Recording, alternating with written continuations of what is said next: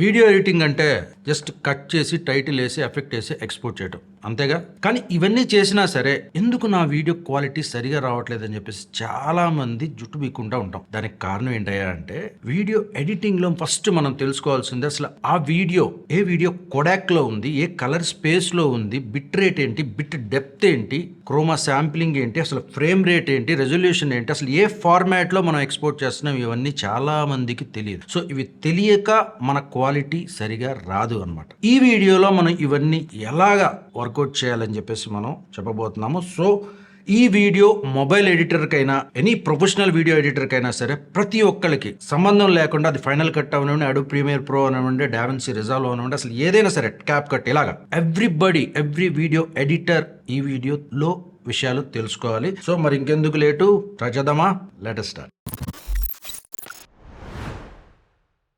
Hi everyone, welcome to KM creative zone. This is Kishore Marsetti.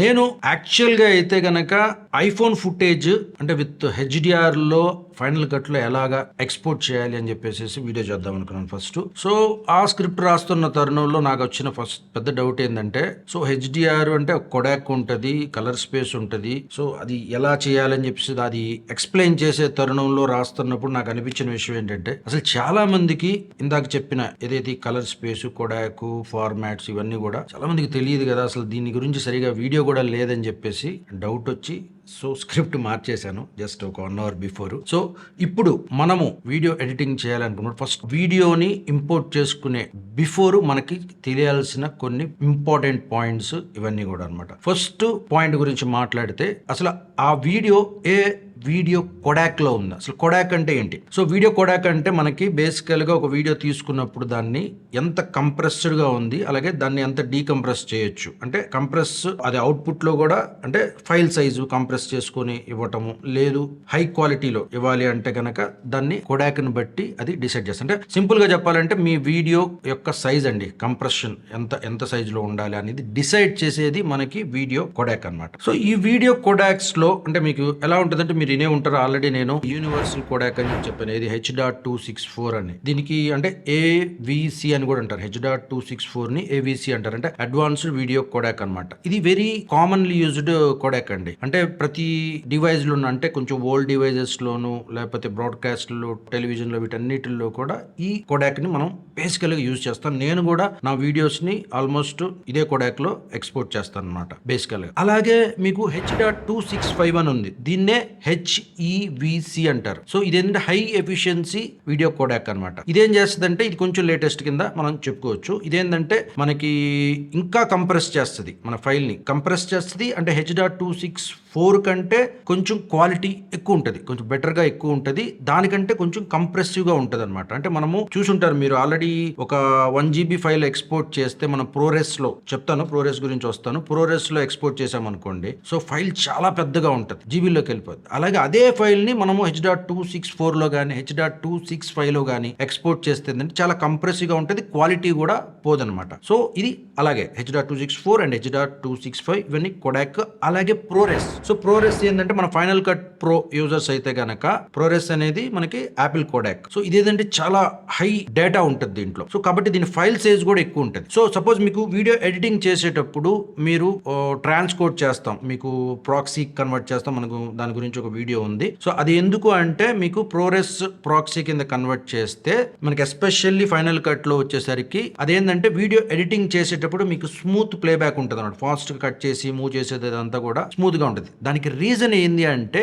ProRes అనేది చాలా high quality, ఎక్కువ size ఉంటుంది. నేను చెప్పాను కదా, కంప్రెషన్ లో అది ఎక్కువ కంప్రెస్ చేయదు అనమాట, ఫుల్ డేటా ఉంటుంది. సో ఉండటం వల్ల ఏంటంటే, ఎప్పుడైతే బాగా కంప్రెస్ చేసేసింది ఎడిట్ చేస్తామో అవుట్పుట్ లో బాగుంటుంది, కానీ ఎడిట్ చేసేటప్పుడు కంప్రెస్ చేసినప్పుడు ఆ కంప్రెస్డ్ దాన్ని మళ్ళీ మనకి ఎడిట్ చేసేటప్పుడు అది ఇబ్బంది అవుద్ది అనమాట, లాగ్ అయిపోతూ ఉంటుంది. సో అందువల్ల ఏంటంటే హై క్వాలిటీ ఏంటంటే ఈజీగా ఉంటుంది. అదే నాకు ఫస్ట్ లో అర్థమయ్యేది కాదు, ఇదేంది హై క్వాలిటీ, ఇది ఇంత సైజ్ది వీడియో స్మూత్ గా ప్లే అవుద్ది అంటారేంటి, చిన్న సైజ్దే కదా బాగా ప్లే అవుద్దని మనం అనుకుంటాం. కానీ ఏంటంటే ఆ కంప్రెషన్ ని మళ్ళీ డీకంప్రెస్ చేయాలి కదా, సో అందువల్ల అది కొంచెం లాగీగా ఉంటుంది. ఇప్పుడు వచ్చిన M4 సిరీస్ లో వీటన్నిటిలో కూడా కొంచెం H.265 అంటే 264 కంటే 5 ఇంకా కంప్రెస్డ్, బట్ క్వాలిటీ ఎక్కువ ఉంటుంది. సో అదనమాట. సో ఇవి వీడియో కొడాక్స్. నాకు తెలిసి అర్థమైంది అనుకుంటే, ఇది కంప్రెషన్ మీద ఎక్కువగా ఉంటుంది అనమాట. సో ఇన్ కేస్ ఇది ఎక్కడ ఎక్కువగా యూజ్ అవుతుంది అంటే ఎడిటింగ్ చేసేటప్పుడు మీరు ట్రాన్స్కోడ్ చేసి దాన్ని కన్వర్షన్ చేసుకుంటే ప్రాక్సీకి చేసుకుంటే ప్రోరెస్ ప్రాక్సీ కింద చేసుకుంటే ఏంటంటే ఫైనల్ కట్ యూజర్స్ కి మనకి ఎడిట్ చేసేటప్పుడు చాలా స్మూత్ గా ఉంటుంది, ఫైల్ సైజ్ కొంచెం ఎక్కువ ఉంటుంది. బట్ ప్రాక్సీలో పర్సెంటేజ్ చేసుకోండి, అంటే మీరు ఫుల్ హెచ్డీ చేస్తే 50% చేస్తే అది హెచ్డీ కింద 720p కింద కన్వర్ట్ అయితే 4K అయినా సరే అలాగా చేసుకుంటే మీకు యూజ్ అవుతుంది. అవుట్పుట్ ఇచ్చేటప్పుడు మాత్రం H.264 లో కానీ 5 లో కానీ ఇచ్చుకుంటే ఏంటంటే మీ ఫైల్ సైజు తక్కువ ఉంటుంది, అక్కడ ప్లేబ్యాక్ బాగానే ఉంటుంది. ఎడిటింగ్ లోనే మనకి ఇంపార్టెంట్. సో నెక్స్ట్ వచ్చేసరికి మనకి కలర్ స్పేస్ అని ఉంటుంది. అంటే మీరు ప్రాజెక్ట్ క్రియేట్ చేసుకునేటప్పుడు ఇవన్నీ ప్రాజెక్ట్ లో కనపడతాయి, ఇదేంటయ్యా అని చెప్పేసి డౌట్ వస్తుంది. కలర్ స్పేస్ ఏంది అంటే ఈ కలర్ స్పేస్ ఎలా డిఫైన్ చేయొచ్చు అంటే మీకు ఆ వీడియోలో ఉన్న కలర్స్ రేంజ్ అన్నమాట. అంటే ఎన్ని కలర్స్ ఉన్నాయి ఆ వీడియోలో, బ్రైట్నెస్ లెవెల్ ఏంటి, ఇవన్నీ కూడా మనకి కలర్ స్పేస్ లో డిఫైన్ చేస్తుంది. ఎగ్జాంపుల్ గా మీకు రెక్ 709 అంటాను, మీకు నేను చాలా వీడియోల్లో మాట్లాడుతూ ఉండే రెక్ 709 అని చెప్పేసి. సో ఇదేంటంటే కలర్ స్పేస్ అన్నమాట. సో బేసికల్ గా మనందరం కూడా ఎనీ వీడియోని ఎక్స్పోర్ట్ చేసేది H.264 కొడాక్ ఎలా చెప్పానో కలర్ స్పేస్ కూడా రెక్ 709 అనేది బేసికల్ గా యూజువల్ గా ఎంటా ఉంటాం మనం. ఇది ఎన్ని కలర్స్, నంబర్ ఆఫ్ కలర్స్ ఉన్నాయి ఆ వీడియోలో అని చెప్పేసి మీకు డిఫైన్ చేస్తుంది. ఎగ్జాంపుల్ గా మీకు కలర్ ప్యాలెట్ లాగా ఒక బొమ్మ వేస్తున్నప్పుడు ప్లేట్ పట్టుకున్నప్పుడు దాంట్లో కలర్స్ ఉంటాయి కదా, సో ఆ కలర్స్ మీకు ఎన్ని కలర్స్ ఉన్నాయి అది డిజైన్ చేసేటప్పుడు అలాగనమాట మీరు అర్థం అవ్వాలంటే. సో H.264 అనేది ఏంటంటే మీకు కామన్ గా ప్రతి ఒక్క డివైస్ లో, ఒక ఓల్డ్ డివైజెస్ కానీ మొబైల్స్ లో కానీ వీటన్నిటిలో కూడా మనకి ప్లే అయిపోద్ది. కొన్నిసార్లు ప్లే అవ్వదు అనే డౌట్ లేకుండా ఇది యూనివర్సల్ గా ప్లే అవుతుంది. ఫస్ట్ మీరు రెక్ 709 ఇది స్టాండర్డ్ అన్నమాట. ఇప్పుడు రెక్ అంటే REC 2020 అని ఉంటుంది. సో ఇదేంటంటే మీకు HDR ఫుటేజ్ కానీ 4K కానీ వీటన్నిటికి కూడా ఈ కలర్ స్పేస్ యూజ్ అవుద్ది. దీంట్లో ఇంకా ఎక్కువ ఉంటాయి కలర్స్, నంబర్ ఆఫ్ కలర్స్. అంటే ఒక దాంట్లో ఒక ప్యాలెట్ లో 10 ఉంటే గీసేటప్పుడు మనకి కలర్స్ ఉంటాయి కదా, అలాగే ఆ వీడియోలోనే మనకి రెక్ 20లో colour range, number of range ఎక్కువ ఉంటుంది అనమాట. కలర్స్ లో ఇప్పుడు రెడ్ లోనే, రెడ్ అనేది ఒక కలర్ గురించి మాట్లాడుతాం, రెడ్ లోనే కొంచెం షాడో రెడ్, ఇంకొంచెం మళ్ళీ డార్క్ రెడ్, బ్రైట్ రెడ్ ఇలా ఉంటుంది కదా, అలాగా కలర్స్ అనమాట, నంబర్ ఆఫ్ కలర్స్ ఉంటాయి అనమాట. అలాగే DCI P3 అని ఉంటుంది, మీరు వినే ఉంటారు. సో DCI P3 ఏంటి అంటే డిజిటల్ సినిమా ప్రొఫైల్ అనమాట. అది స్టాండర్డ్ కి అంటే డిజిటల్, ఇప్పుడు లైక్ మీరు ప్రొఫెషనల్ ఫిల్మ్ కెమెరాస్ లో వీటన్నిటిలో కూడా ఏంటంటే ఇప్పుడు డిజిటల్ అయిపోయింది కాబట్టి నెగిటివ్ లేదు కాబట్టి వాటిల్లో DCI P3లో మనకి ఈ స్పేస్ ఉంటుందన్నమాట వీడియో రికార్డ్ చేసేటప్పుడు. సో అలాగే HLG అంటాం. HLG అంటే ఏంటంటే మనకి ఐఫోన్ ఫుటేజ్, ఐఫోన్ లో మీరు రికార్డ్ చేసి అంటే HDR ఎనేబుల్ చేసుకుని రికార్డ్ చేస్తే HLGలో రికార్డ్ అవుతుంది. ఇదే అసలు దీని గురించే చేద్దాం అనుకున్నాను. HLG HVC ఏంటి, ఐఫోన్ ఫుటేజ్ ఎలా ఎక్స్పోర్ట్ చేయాలి, మనము రికార్డ్ చేసినప్పుడు చాలా కలర్స్ బాగా కనబడి మళ్ళీ ఎక్స్పోర్ట్ చేసినప్పుడు ఏంటంటే ఆ బ్రైట్నెస్ లెవెల్ అంతగా కనపడదు ఏంటి అని చెప్పేసి చేద్దాం అనుకున్నాను. సో ఈ వీడియో చూసిన వాళ్ళు నెక్స్ట్ ఆ వీడియో కూడా ఉంటుంది, అది కూడా చూడండి, దీనికి రెలవెంట్ అది కూడా. సో HLG అంటే ఏంటంటే హైబ్రిడ్ లాగ్ గామా అంటారు. ఇది అంటే అదే చెప్తున్నా కదా, ఈ హైబ్రిడ్ HLGలో మనకి ఏంటంటే HDR కంటెంట్ కూడా మనకి ఈ ఫార్మాట్ లో యూజ్ అవుతుంది. అదే మనకి రెక్ 709 అని చెప్పాను కదా, ఆ కలర్ స్పేస్ లో అయితే కనుక మనకి HDR కంటెంట్ ఇంక్లూడ్ అవ్వదు, స్టాండర్డ్ డైనమిక్ రేంజ్ లాగా అనమాట అది. సో HLG కానీ DCI P3 రెక్ 2020 ఇవన్నీ కూడా ఏంటంటే 4K 8K ఆ రేంజ్ ఎక్కువగా కంపాటబుల్ డివైస్ కూడా కావాలి మీకు అది చూడాలి అంటే గనక. సో ఇవన్నమాట బేసిక్ వచ్చేసరికి. సింపుల్ గా చెప్పాలంటే మనకు రెక్ 709 అనేది చూసుకోవాలి. ఐఫోన్ ఫుటేజ్ ఇదంతా చేయాలి అనుకుంటే కనుక మీరు HLG ఫార్మాట్, HEVC ఈ స్పేస్ లో వెళ్ళాలి, కలర్ స్పేస్ లోకి మీరు యూజ్ చేయటం తెలియాలన్నమాట. అలాగే ఇంకో ఇంపార్టెంట్ ఏంటంటే మీరు వీడియో ఎడిట్ చేసేటప్పుడు మీ వీడియోని ఆ ఎడిటింగ్ సాఫ్ట్వేర్ లోకి ఇంక్లూడ్ చేసుకున్నప్పుడు మీరు ఆ వీడియో ఏ కలర్ స్పేస్ లో ఉంది అనేది మీరు తెలుసుకోవాలి. లేకపోతే ఏమైందంటే మీరు ఒక్కొక్కసారి కొంతమంది ఎక్స్పీరియన్స్ అయ్యే ఉంటారు, ఐఫోన్ ఫుటేజ్ మీరు ఆ టైం లైన్లోకి లాగినప్పుడు బాగా బ్లోన్ అయిపోయిన ఫీలింగ్ వచ్చేస్తూ ఉంటుంది. కారణం ఏంటంటే మనం రాంగ్ కలర్ స్పేస్ రాంగ్ ప్రాజెక్ట్కి క్రియేట్ చేసాం. మన కలర్ స్పేస్ అంటే మన ప్రాజెక్టు ఒక కలర్ స్పేస్లో ఉండి ఆ వీడియో ఇంకో కలర్ స్పేస్లో ఉంటే మీకు మ్యాచ్ అవ్వదన్నమాట. సో అందువల్ల మీకు వీడియోని ఆ వీడియో మెటా డేటా మీరు రైట్ క్లిక్ చేసి ఇన్ఫోలో వెళ్ళి చూసుకోవాలి ఇవన్నీ. సో అది చాలా ఇంపార్టెంట్, కలర్ స్పేస్ అనేది అంత ఇంపార్టెంట్ అనమాట. ఓకే, మొత్తానికి ఈ వీడియో కొడాక్ల గురించి వీటి గురించి అసలు మన సోషల్ మీడియాలో ఎవరైనా చెప్తున్నారా, ఇలా కట్ చేయండి, అలా కట్ చేయండి, ఈ ఎఫెక్ట్ వేయండి, అలా వేయండి, ఇదేంటి అదేంటి అని చెప్పేసి చెప్తా ఉన్నారు. బట్ బేసిక్గా మనకి ఫౌండేషన్ తెలియాలండి. సో ఇవి చాలా ఇంపార్టెంట్. సో కాబట్టి ఇవన్నీ మళ్ళీ డేటా కలెక్ట్ చేసి నేను వాటిని మీకు ఎలా చెబితే మీకు అర్థమవుద్ది ఇవన్నీ కూడా చాలా టైం కన్జ్యూమింగ్. నాకైతే వీడియో కొంచెం చిన్నగా కనపడుద్ది కానీ మీకు ఈ స్క్రిప్ట్ ప్రిపేర్ చేసి ఇవన్నీ చేసేసరికి చాలా టైం పడుతుంది. సో మీకు అర్థమైతే కనుక ఇది యూస్ఫుల్ అవుతుందంటే కనుక ఖచ్చితంగా ప్రతి ఒక్కళ్ళు, ఎస్పెషల్లీ ఈ వీడియో ఫైనల్ కట్ అనేది కాదు, ఒక మొబైల్ వీడియో ఎడిటరే కాదు, ఒక Premiere Pro, DaVinci, CapCut, ప్రతి ఒక్కళ్ళు కూడా, ప్రతి ఒక్క వీడియో ఎడిటర్, ప్రతి ఒక్క వీడియోగ్రాఫర్, వీళ్ళందరికీ కూడా యూజ్ అయ్యే ఈ టాపిక్. సో కంపల్సరీ మీరు అందరూ కూడా చూసిన ప్రతి ఒక్కరు ఒక లైక్ చేయండి, కామెంట్ చేయండి ప్లీజ్. అది మన ఛానల్కి యూజ్ అవుద్ది. Okay, next topic. అలాగే ఇంకొక ఇంపార్టెంట్, మీ అందరికీ తెలుసు, 8-బిట్ కెమెరా, 10-బిట్ కెమెరా, 12-బిట్ కెమెరా, 16-బిట్ కెమెరా, ఇవన్నీ చాలా ఉంటాయి. బట్ యూజువల్గా కామన్ కంటెంట్ క్రియేటర్స్ మనందరికీ జనరల్గా మనం విన్నది ఏంటంటే 8-బిట్ 10-బిట్ ఉంటాయి. ఎందుకంటే ఇవి మన కంటెంట్ క్రియేటర్స్ రేంజ్ ఆఫ్ ఇదనమాట. ఇక 12-బిట్ 16-బిట్ ఇవన్నీ ఏంటంటే ఫిల్మ్ కెమెరాస్లో యూజ్ చేసే డెప్త్ అనమాట.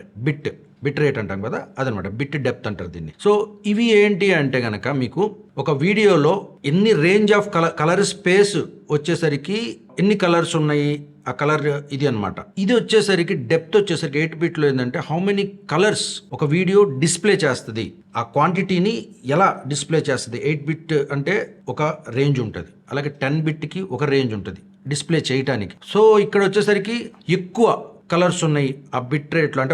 అంటే ఎలా చెప్పాలి, ఒక కణం లాగా అనుకోండి, ఒక పిక్సెల్ లాగా. సో ఒక పిక్సెల్లో మీకు ఎంత ఇన్ఫర్మేషన్ ఉంటే అంత మనకి కలర్స్ స్మూత్ గా ఉంటాయి ఎడిటింగ్ చేసేటప్పుడు. ఇది ఎడిటింగ్ కి చాలా యూజ్ అవుతుంది. 8-బిట్ కెమెరాస్లో ఏంటంటే జనరల్ గా స్లైట్ గా చిన్న కరెక్షన్స్ చేసుకోవడానికి యూజ్ అవుద్ది. కానీ మీరు కలర్ గ్రేడ్ చేసేసి ఒక కలర్ నుండి ఇంకో కలర్ మొత్తం మార్చాలి అంటే కనుక మీకు ఆ వీడియోలో బిట్ రేట్ ఎక్కువ ఉండాలి. అంత ఎక్కువ ఉంటే మనకి అంత బాగా కలర్ గ్రేడింగ్కి దాన్ని చేంజ్ చేసుకోవడానికి యూజ్ అవుతుంది. ఇప్పుడు సపోజ్ 8-బిట్లో ఉందనుకోండి, 8-బిట్లో మనకి ఏంటంటే 16.7 మిలియన్ కలర్స్ ఉంటాయి. అలాగే 10-బిట్లో అనుకోండి ఆల్మోస్ట్ 1 బిలియన్ కలర్స్ ఉంటాయి. 12-బిట్కి వచ్చేసరికి ఈవెన్ ఇంకా ఎక్కువ ఉంటాయి అనమాట. సో ఈ విధంగా మనకి ఆ వీడియోలో ఆ బిట్ రేట్ని బట్టి మనకి కలర్స్, నంబర్ ఆఫ్ కలర్స్ని మనము దాంతో ఆడుకోవచ్చు ఎడిటింగ్లో. సో అది కూడా మనకి ఏ బిట్లో ఉంది అనేది మనం చూసుకోవాలి. బిట్ రేట్ అయిపోయింది కదా, మరి బైట్ రేట్ అంటే మెగా బైట్ అంటాను చూసారా. ఇప్పుడు సపోజ్ ఒక వీడియో మనము ఫార్మాట్లో, నేను ఆల్రెడీ ఉంది మనది video, so ZV-10 best video settings చెప్పేటప్పుడు నేను చెప్పుంటాను మీకు. సో ఆ వీడియో సెట్టింగ్ చేసేటప్పుడు ఎంత మెగా బిట్స్ పెట్టుకోవాలి అది అనేది. సో మరి మెగా బిట్స్ ఏంటి అంటే డేటా ఒక్క సెకండ్కి ఎంత మెగాబిట్లో రికార్డ్ అవుతుంది అనేది ఇంపార్టెంట్ అనమాట. ఎక్కువ డేటాతో రికార్డ్ అయ్యింది అనుకోండి, నంబర్ అంటే మెగాబిట్ అంటే 1 MB ఫోటో కానీ వీడియో కానీ ఉంది, అది 10 MB ఉందనుకో, 10 MB అంటే ఆబ్వియస్లీ క్వాలిటీ పెరుగుతుంది, కేబీస్లోకి వచ్చేసరికి మనకి తగ్గిపోతుంది. సో అది డిసైడ్ చేస్తుంది. మనం ఆ కెమెరా సెట్ చేసుకునేటప్పుడు అలా సెట్ చేస్తారు. వీడియో ఎడిటింగ్ చేసేటప్పుడు కూడా మనకి ఎక్కువ మెగాబిట్స్ ఉండి డేటాలో ఉంటే కనుక అది మనకి కొంచెం బాగా క్వాలిటీ బాగా రావడానికి ఉపయోగపడుద్ది అనమాట. మెయిన్గా ఏంటంటే ఇది ఎడిటర్ల కంటే కెమెరామెన్లకి బాగా తెలుసుకోవాల్సిన సబ్జెక్ట్ ఇది. ఎందుకంటే వాళ్ళు అంత మెగాబైట్ పర్ సెకండ్కి రికార్డ్ అయ్యే క్వాలిటీ మనకి ఇస్తే మనం దాన్ని ఎక్స్పోర్ట్ చేసేటప్పుడు ఆ రేంజ్ ఆఫ్ క్వాలిటీ ఇవ్వడానికి యూజ్ అవుతుంది. సో మెయిన్ అందరూ కూడా కెమెరామెన్లు, వీడియోగ్రాఫర్లు వీళ్ళందరూ కూడా అది తెలియాలి, ఎంత స్ట్రాంగ్గా మనము మెగాబిట్స్లో రికార్డ్ చేస్తున్నాం అనేది. నెక్స్ట్ వచ్చేసరికి ఒక వీడియో మన దగ్గరకు వచ్చింది, అది ఏ ఫార్మాట్లో ఉందని చెప్పేసి మనకి తెలియాలి. సో ఫార్మాట్ అంటే ఎట్లాగంటే ఇప్పుడు సపోజ్ మీరు MP4 ఫార్మాట్, MOV ఫార్మాట్ అలా ఉంటాయి చూసారా. బేసికల్గా సరే MP4 గురించి మాట్లాడుకున్నాం అనుకోండి, MP4 అనేది చాలా యూజర్ ఫ్రెండ్లీ ఫార్మాట్ అనమాట. దాని ఫైల్ సైజ్ వచ్చేసరికి చాలా తక్కువ ఉంటుంది. ఎక్కువగా మనకి షేర్ చేసుకోవాలన్నా, ట్రాన్స్ఫర్ చేసుకోవాలన్నా మనకి చాలా ఈజీ. ఎస్పెషల్లీ మనకి యూట్యూబ్ కంటెంట్ నేను కూడా MP4 ఫార్మాట్లో ఎక్స్పోర్ట్ చేస్తాను. ఎందుకంటే మ్యాక్సిమం ఎంత లెంతీ వీడియో అయినా సరే కంప్రెసివ్గా ఉంటుంది, కొంచెం క్వాలిటీ ఉంటుంది అనమాట. సో అది MP4 ఫార్మాట్. MP4 ఫార్మాట్లో వచ్చేసరికి మనకి మెయిన్గా వచ్చేసరికి ఎక్కువగా H.264, H.265 కొడాక్లో ఉంటుంది మనకి. ఓకే, అదే మనం MOVకి వెళ్ళామనుకోండి, MOV వచ్చేసరికి మీరు ఎస్పెషల్లీ ఐఫోన్ యూజర్స్, మీరు ఎనీ వీడియో రికార్డ్ చేసిన తర్వాత మీరు ఒకసారి పైకి అనేసి ఇన్ఫోలోకి వెళ్ళి చూసారంటే అది MOVలో రికార్డ్ అవుతుంది, MP4లో రికార్డ్ అవుతుంది. సో MOV అనేది ఏంటంటే ప్రోరెస్ ఫార్మాట్ అనమాట. ఇది యాపిల్ ప్రోరెస్. మెయిన్గా మనకి ఫిలిం ఎడిటర్స్ కూడా వీళ్ళందరూ కూడా ప్రోరెస్లో కన్వర్ట్ చేసుకుంటూ ఉంటారు. ఎందుకంటే అది చెప్పాను కదా, ప్రోరెస్లో ఇప్పుడు ఫైనల్ కట్ కానీ ఇదంతా కూడా ఈవెన్ డావెన్సీ కానీ వీటన్నిటిలో కూడా ప్రోరెస్ బాగా స్మూత్గా ఎడిట్ చేసుకోవడానికి, ప్లేబ్యాక్ అంతా కూడా చాలా బాగుంటుంది. సో ఇది ఫార్మాట్. బట్ ఎంఓవిలో ప్రాబ్లం ఏంటంటే ఎంఓవిలో మనం ఎక్స్పోర్ట్ చేస్తే అది చాలా పెద్ద సైజ్ అయిపోద్ది అనమాట. ఎడిటింగ్కి ఎంఓవిని వాడాలి అంతే. సో MP4లోకి ఎక్స్పోర్ట్ చేయాలి, ఎందుకంటే అక్కడ ఎక్స్పోర్ట్ చేసేటప్పుడు మనం ఫైల్ ట్రాన్స్ఫర్ చేసేది చాలా తక్కువగా ఉండాలి, మనకి సైజ్ క్వాలిటీ పోకుండా తక్కువగా ఉండాలి. బట్ ఎడిట్ చేసేటప్పుడు ఫుల్గా కంప్రెస్డ్ కాకుండా ఒరిజినల్ ఫైల్ అయితే ఏంటంటే ఆ కంప్రెస్డ్ దాన్ని డీకంప్రెస్ చేస్తుంది అనమాట. చేసేసి ఎడిట్ చేయడానికి లాగీగా స్ట్రక్ అయిపోతూ ఉంటుంది. చాలా మంది ఎంత పెద్ద పవర్ఫుల్ సిస్టమ్ ఉన్నా సరే లాగ్ అవుతున్న దానికి మెయిన్ రీజన్ అదనమాట. ఫస్ట్ ఒకవేళ మనకి అది MP4లో ఉంటే ఎంఓవి కన్వర్ట్ చేసాం అనుకోండి, మీ వీడియో ఎడిటింగ్ చాలా స్మూత్ గా అవుతుంది. ఎక్స్పోర్ట్ చేసేటప్పుడు మీరు MP4కి చేసుకోవచ్చు. అలాగే ఇంకా కొంచెం చెప్పాలంటే అడ్వాన్స్డ్ ఇంకా సినిమా వాళ్ళు వీళ్ళందరూ కూడా చేసేది అంటే ఇంకా చాలా ఫార్మాట్ ఉంటాయి అనమాట.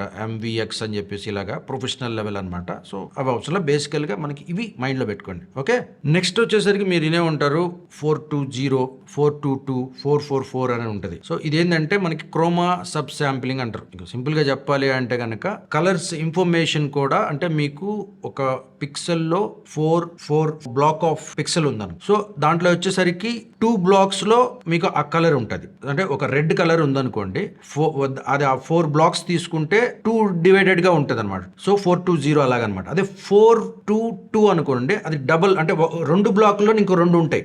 అట్లాగే 444 అంటే ఆ 4 బ్లాక్స్ లో ప్రతి బ్లాక్ లో 4 ఉంటాయి. అంటే మీకు ఇంకా ఎక్స్ట్రా ఇన్ఫర్మేషన్ ఉంటుంది అనమాట. మీకు అది నేను డిస్ప్లే చేస్తాను, మీరు చూస్తే మీకు అర్థమవుతుంది. సో ఇది కూడా మనకి క్రోమా సబ్ శాంప్లింగ్ అంటారు ఇది. సో సింపుల్ గా చెప్పాలంటే మీకు ఎంత ఎక్కువ ఉంటే మీకు అంత ఎడిటింగ్ లో కలర్స్ కానీ VFX ఎడిటింగ్లు మీరు చేయాలన్నా సరే ఇది ఇంపార్టెంట్. మీరు అంటే ఇప్పుడు ఎస్పెషల్లీ మీకు చెప్పాలి అంటే 10 బిట్ లో వచ్చేసరికి 422లో రికార్డ్ చేయాలి. 10 బిట్ సెలెక్ట్ చేసుకుంటే మీకు ఆప్షన్ వస్తుంది, 10 బిట్ 420నా లేదా 422 అలా వస్తుంది. 8 బిట్ లో 420లో ఉంటుంది. 10 బిట్కి వచ్చేసరికి మనకు 422లో పెట్టుకోవాలి. మనకి ఎందుకంటే ఎక్స్ట్రా ఇన్ఫర్మేషన్ ఉంటుంది ప్రతి దాంట్లో. ఒక బ్లాక్ లో ఎక్కువ కలర్స్ ఇన్ఫర్మేషన్ ఎక్కువ ఉంటుంది అనమాట. సో ఇది కూడా మీరు ఎడిట్ చేసేటప్పుడు కన్సిడర్ చేయాలి. ఎస్పెషల్లీ మనకి వీడియో ఎడిటర్స్ వాళ్ళు మంచి క్వాలిటీ ఇస్తేనే కదా, మంచి ఫుటేజ్ ఇస్తేనే కదా మనం దాన్ని ఎడిట్ చేసి దాన్ని ఇంకా ఎంత ఎన్హాన్స్ చేయాలన్నా సరే. సో బట్ ఈ వీడియో ఎడిటర్స్కి తెలియాలి, అంటే వీడియోగ్రాఫర్కి తెలియాలి అది. సో వాళ్ళు తీసేటప్పుడు మనకి అంత ఇన్ఫర్మేటివ్ ఉన్న డేటాని మనకి ఇస్తే ఎడిట్ చేయడానికి ఈజీగా ఉంటుంది.